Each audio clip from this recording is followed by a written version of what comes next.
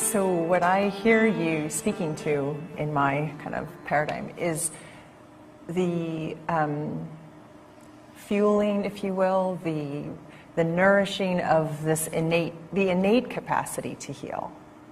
And I don't know if that's a misinterpretation of what you're saying. See, when you were born, you were only this much, isn't it? Yes, well, now a you little become, bit more. Okay, okay. Okay, 10 pounds. Now you become this much. How did all this happen? Just the food that you've eaten, isn't it? Part of it. What do you mean part of it? What else? The love? No, love didn't add up here. It's only… maybe it made it sweet. Okay. You're not gathering love here, okay? That means people who are loud would be obese.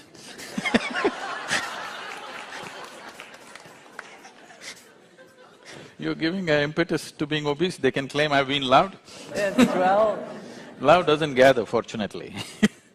It's essentially the food, the material that you took from the planet, you integrate it into this one as my body. So if you eat a piece of bread, over the afternoon, it turns into human body. When I say human body, do not think in terms of you, me like this. This is the most sophisticated equipment on the planet. Yes or no? The highest technology. Everybody is too engrossed in their iPhone, missing the eye. This is the real technology. This is the technology on the planet. And you producing such technology with a piece of bread, maybe a carrot, maybe an apple, maybe just anything that you eat, isn't it? So there is an intelligence here, there is a competence here, which is capable of turning a piece of bread into such a sophisticated piece of technology. Now, if you could make an iPhone with a slice of bread, would you consider this miraculous and incredible? Yes. Right now you're doing much more than that, but doing unconsciously. If you can only consciously have a drop of this intelligence into your day-to-day life, health is not even an issue in your life, okay? You will live magically. And there is nobody here who doesn't have it.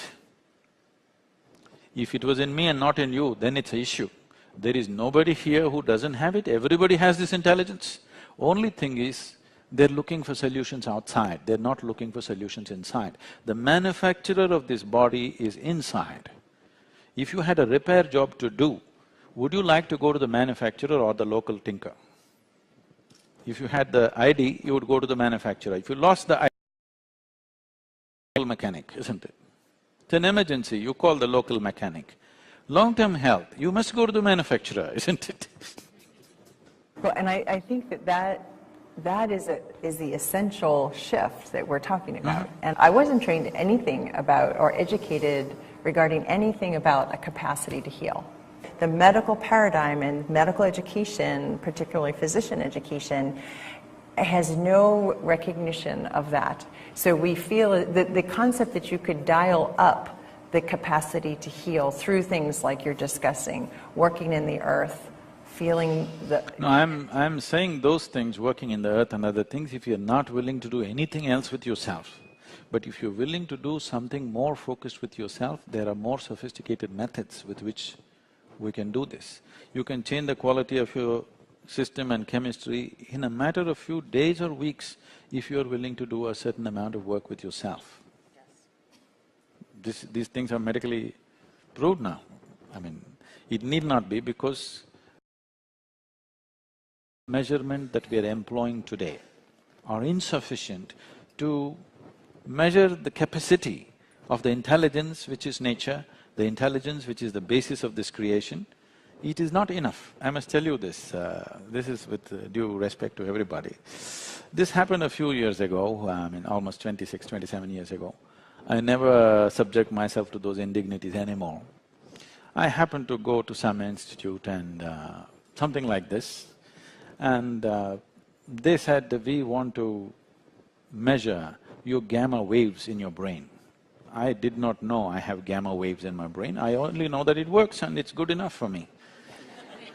I don't know if I have gamma waves. They said, no, you have when we want to measure.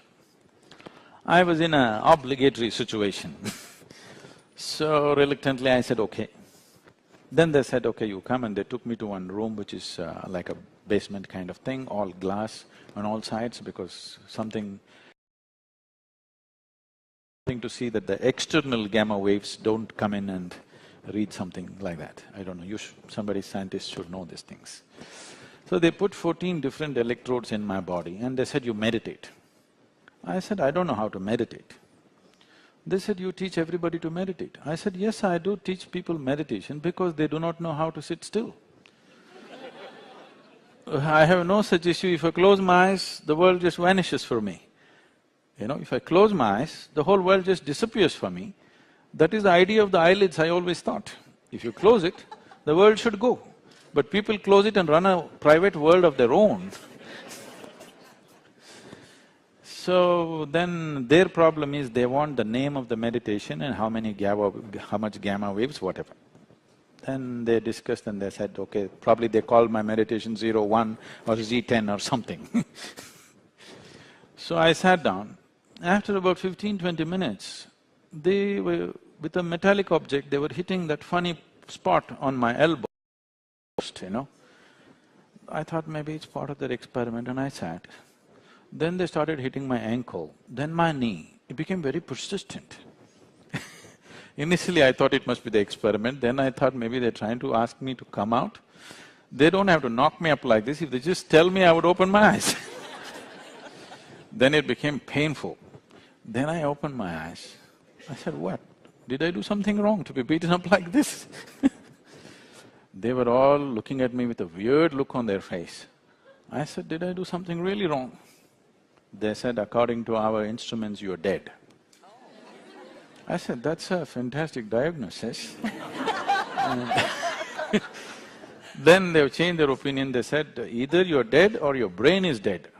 I said, please don't give me a certificate like that, that's too insulting, I'll go by the first opinion. Death certificate is okay.